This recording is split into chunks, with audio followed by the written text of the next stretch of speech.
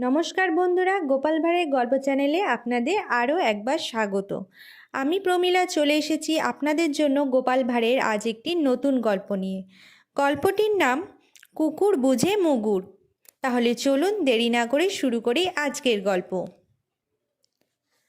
গোপালের এক প্রতিবেশী গোপালের কাছ থেকে কিছু টাকা ধার করেছিল, কিন্তু সেই প্রতিবেশীর ধার শোধ করার কোনো ইচ্ছা নেই। দিনের পর দিন যায়, ধার শোধ করার জন্য গোপালের বাড়ি মুখো হয় না।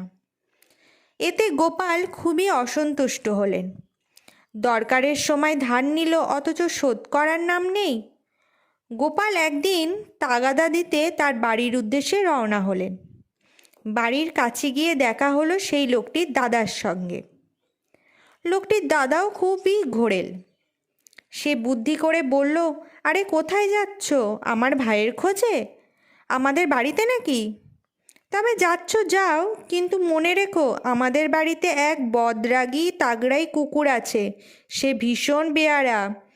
বাইরে কাউকে দেখলেই ঝাঁপিয়ে পড়ে তার গায়ের মাংস ছিঁড়ে নেয়। গোপাল একথা শুনে মৃদু হেসে কিছু না বলে চলে গেলেন। কিছু বললেন না, ফিরে চলে এলেন বাড়িতে। বাড়ি ফিরে এসে এক বড় সড়ো মুগুর তৈরি করে পরদিন মুগুরটি কাঁধে নিয়ে তাগাদায় বের হলেন। লোকটির বাড়ির কাছে হাজির হতে আবার দেখা হলো সেই দাদার সঙ্গে।